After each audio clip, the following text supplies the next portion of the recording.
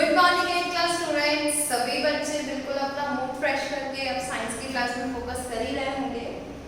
आज हम स्टार्ट करने वाले हैं फंजाई के बारे में। इसे फंजाई भी बोलते हैं, फंगी भी बोलते हैं कहीं, okay, but I pronounce as fungi.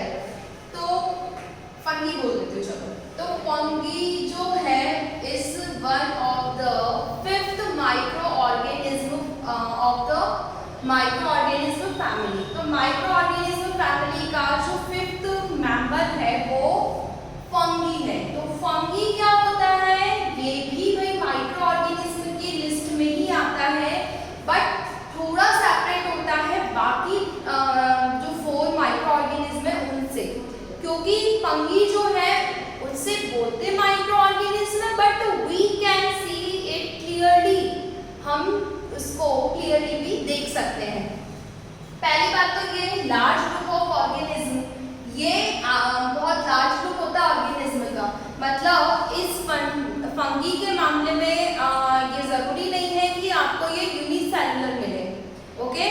Most of fungi या फंगस ऑब्टेन यहाँ पे fungus are in the multicellular form. तो मल्टीसेलुलर का मतलब ये कि हम इसको इजीली देख सकते हैं, इसीलिए ये लार्ज ग्रुप ऑफ ऑर्गेनिज्म की लिस्ट में आते हैं। Do not have chlorophyll. अब आप पहचानोगे कैसे कि ये फंगी है, इसमें भाई क्लोरोफिल नहीं होता। If you want to compare this with algae, then in the algae case belongs to plant family and protozoa belongs to animal family, but in fungus it doesn't belongs to, it neither belongs to plant and animal family, it's different type, ठीक है ना। तो ये plant family से belong है ना ये animal family से बिलोंग है, इसमें कुछ अलग बात है। क्या अलग बात है? सबसे इंपॉर्टेंट बात, डू नॉट हैव क्लोरोफिल। इसके पास क्लोरोफिल नहीं है, और जब इसके पास क्लोरोफिल नहीं है तो ये क्या होगा, फोटोसिंथेसिस भी नहीं कर पाएगा, और जब ये फोटोसिंथेसिस नहीं कर पाएगा तो फूड कैसे प्रिपेयर करेगा भाई, कैसे जिंदा रहेगा, ठीक है। और ऐसा भी नहीं है कि ये बड़े एनिमल्स को खा जाता हो, जैसे इंसेक्टिवोरस प्लांट्स में भी होते हैं कई, है ना। इंसेक्टिवोरस प्लांट्स पढ़ा होगा आपने, पीछे प्लांट है, सनड्यू है, वीनस फ्लाईट्रैप है। तो ये क्या करते हैं, अपना जो शिकार होता है उसको ट्रैप कर लेते हैं, ओके, फिर उसको खाते हैं। बट इसमें ऐसा भी नहीं होता, ट्रैपिंग सिस्टम भी नहीं है। तो फिर होता क्या है, तो ये जो फंगी होती है बेसिकली आपने देखा होगा कि बारिश जब कंटिन्यूअस होती है तो जो खाने पीने की चीजें उनको मम्मा ढक कर के रखना स्टार्ट कर देती है। मतलब हमें खाने पीने की चीजों को भी बहुत केयरफुली रखना पड़ता है बारिश में। ऐसा क्यों? क्योंकि इट्स पॉसिबल दैट कि उन पर फंगस लग जाएगी। क्या लग जाएगी? फंगस। फंगस यानी कि फंगी, ओके। तो जो ये जो माइक्रो ऑर्गेनिज्म है ये ओपन फूड पे जल्दी लग जाता है। इन्हें ग्रो होने के लिए मॉइस्ट चाहिए, यानी कि इनको नमी चाहिए। जहाँ पे भी इनको मॉइस्ट दिखेगी वहां पे फंगस अपने आप लग जाती है। इसीलिए इसका जो डेवलपिंग सीजन होता है वो रेनी सीजन स्पेशली होता है। अभी का क्लाइमेट आज थोड़ा सा ड्राई सा क्लाइमेट है, तो देख ही रहा होगा कि अभी अपने यहाँ पे तो कंटिन्यूस बारिश नहीं हो रही है, तो अभी तो चलो ठीक है। लेकिन जैसे कंटिन्यूस बारिश होने लगेगी ना, जो खाने पीने की चीजें स्पेशली ब्रेड, रोटी, इन पर अगर आप इसको ये भीग भी जाते, छींटे लग जाते हैं, कुछ भी हो जाता है भाई, फ्रिज के ऊपर रखे रहते हैं, कोई 2-3 दिन बाद देखोगे ना पूरी जो ब्रेड है वो ग्रीन कलर की हो जाएगी, यहाँ पे ग्रे कलर की हो जाएगी, ठीक है, अजीबोगरीब उसका कलर हो जाता है, उस पर कुछ ग्रो भी हो जाता है, ठीक है। तो इसे क्या बोलते हैं? फंगस बोलते हैं। बेस्ट एग्जांपल है इसके। एग्जांपल में आता है ईस्ट मॉल्स। मॉल्स में आप लोग के पेनिसिलियम और एस्परगिलस, ओके, ये मॉल्स की एग्जांपल है, आपको ध्यान रखना है। मशरूम्स, टॉडस्टूल एक्सेट्रा, तो ये फंगी के एग्जांपल है। तो इसमें जो ईस्ट और मोल्ड्स है ना वो माइक्रो ऑर्गेनिज्म में आते हैं, क्योंकि we can't see them clearly, I mean we can't see them naked eyes, okay. लेकिन ये जो बाकी है ना मशरूम से टोडस्टूल है, तो ये हम ऐसे भी देख सकते हैं। आपने देखा होगा कि बारिश में छोटे छोटे इस साइज के कुछ अजीबोगरीब से प्लांट उग जाते हैं, ठीक है। तो ये मशरूम्स होते हैं, कुछ खाने के भी होते हैं, कुछ पॉइजनस भी होते हैं, ठीक है।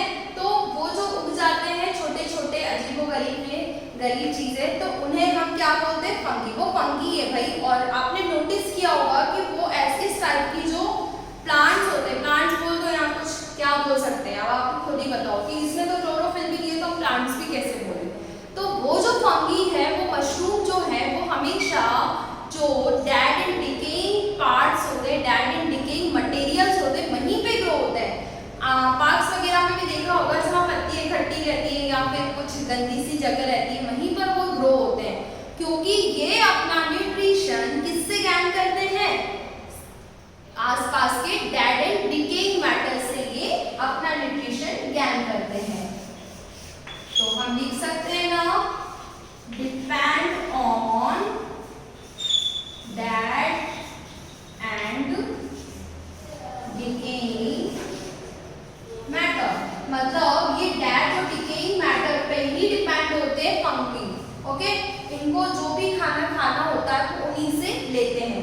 तो on the basis of this property we can see that कि it's a type of saprophytic nutrition, क्योंकि सैप्रोफाइटिक में भी क्या कर रहे थे, सैप्रोफाइटिक आपको याद होगा, सैप्रोफाइटिक के एग्जांपल में भी ये फंगी आती है।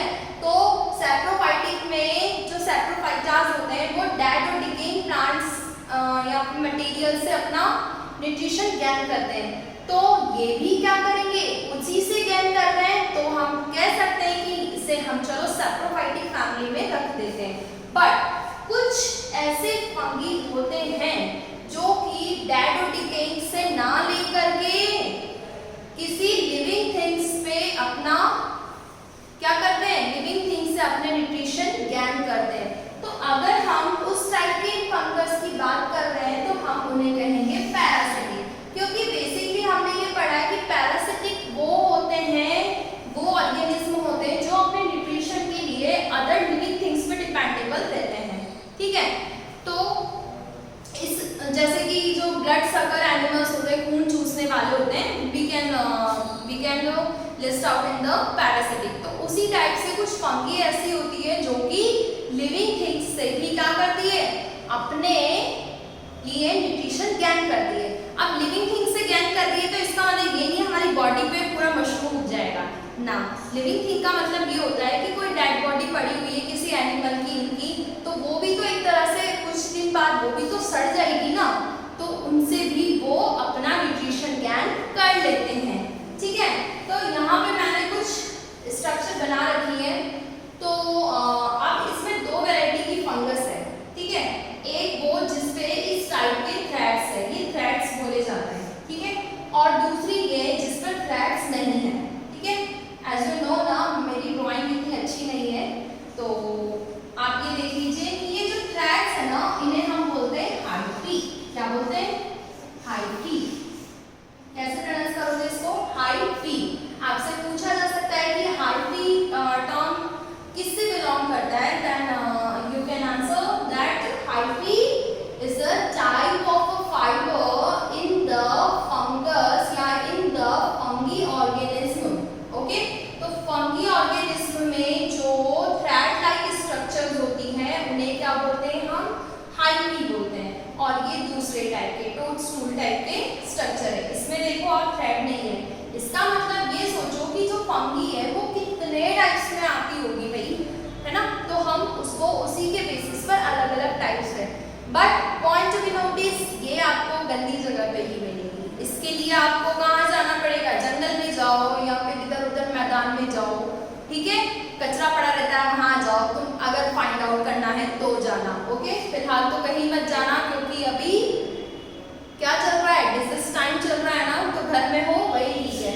तो ये फंगी होती है। अब इससे कौन कौन से डिजीज होती है, रिंगवॉर्म एंड एथलीट्स फूट। आपने सुना होगा, सभी ने सुना होगा कि दाद हो गया, दाद हो गया।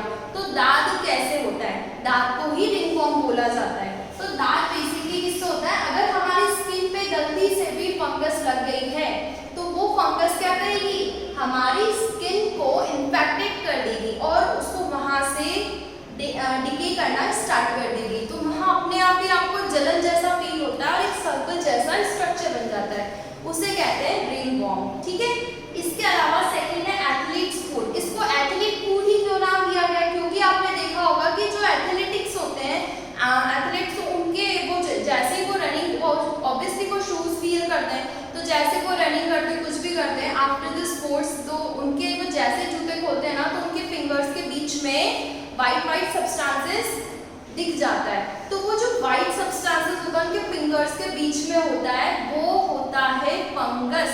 आपने सुना होगा जब हम स्कूल से घर आते हैं तो मम्मा क्या कहती है, पहले पैरों को अच्छे से धो।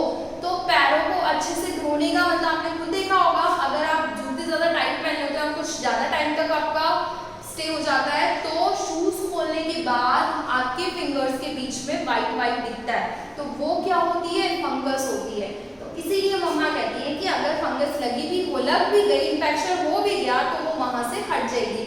इसीलिए कहा जाता है जितना हो सके सफाई से हमें रहना चाहिए। तो फंगस अगर स्किन के लग जाती है तो बहुत दिक्कत हो जाती है। ठीक है, और दिक्कत ये ज़्यादा इसीलिए ज़्यादा होती है क्योंकि ये छोटे से पार्ट से लग करके पूरे पार्ट में फैल जाती है। Okay, so we are aware of fungi. तो ये आपका टॉपिक था अबाउट फंगस के बारे में। जहाँ तक मैं जानती हूँ हो चुके हैं 5 फैमिली जो है माइक्रो ऑर्गेनिज्म की कंप्लीट हो चुकी है। अब हम इनके बिहेवियर को डिस्कस करेंगे। अब नेक्स्ट जो टॉपिक हम पढ़ेंगे वो होगा micro organism. Chapter title is micro organism friend and फॉ। तो फ्रेंडली हमारे लिए वो किस तरह बेनिफिशियल रहते हैं। ओके, तो ये इसके बारे में हम नेक्स्ट वीडियो में डिस्कस करने वाले हैं कि जो माइक्रो ऑर्गेनिज्म हमारे फ्रेंड है तो कैसे हैं। ओके, भाई दुश्मन है तो ये तो हमें पता है कि कोई भी माइक्रो ऑर्गेनिज्म हमें गिफ्ट देने तो नहीं आएगा, डेफिनेटली वो अपने साथ कोई डिजीज लेकर आएगा, बट फ्रेंड कैसे है ये हमारे लिए जानना बहुत इंपॉर्टेंट है। अच्छा, इसके लिए जब तक हम नेक्स्ट वीडियो में डिस्कस करें उससे पहले आपको एक एक्टिविटी करनी है, अगर आप कर सको तो आपको क्या करना है, बाहर से मिट्टी लेकर आनी है, सॉइल लेकर आनी है। आपको ये चेक करना है कि माइक्रो ऑर्गेनिज्म हमारे आसपास कहाँ है, या होते भी है या मैम ऐसे ही पढ़ा रही है। तो आपको बाहर से मिट्टी लेकर आनी, थोड़ी नीचे से खोद के लानी है, और फिर उस मिट्टी को एक बीकर में या एक मग में पानी लेकर डाल देना है। तो आपको अपने आप उसमें छोटे छोटे से क्या दिखेंगे, माइक्रो ऑर्गेनिज्म दिख जाएंगे। ठीक है, एक एक्टिविटी तो आप ये कर सकते हो। दूसरा काम आप ये कर सकते हो कि ये आप नहीं कर सकते क्योंकि इसमें आपको माइक्रोस्कोप रिक्वायर रहेगा। If you take some drops of pond water, लाना कहाँ से पानी, पॉन्ड वाटर, जहाँ पे ठहरा हुआ पानी होता है, क्योंकि आपको पता है जब ठहरा हुआ पानी होता है वही माइक्रो ऑर्गेनिज्म जनरेट होते हैं। तो वहाँ से थोड़ा 1-2 ड्रॉप वाटर ला करके माइक्रो ऑर्गेनिज्म को फाइंड आउट करने के लिए माइक्रोस्कोप के नीचे जो ग्लास स्लाइड होती है उसमें रख के आपको चेकआउट करना है। आपको अपने आप उस 1-2 ड्रॉप में बहुत सारे माइक्रो ऑर्गेनिज्म दिख जाएंगे। Okay, on the basis of 2 activities we can say that micro organism found everywhere on the earth. Okay, so आज की वीडियो में इतना ही, मैं काफी थक गई हूँ। नेक्स्ट वीडियो में हम नेक्स्ट टॉपिक डिस्कस करेंगे। So be ready and be focused. I hope you have better understood. So have a good day ahead.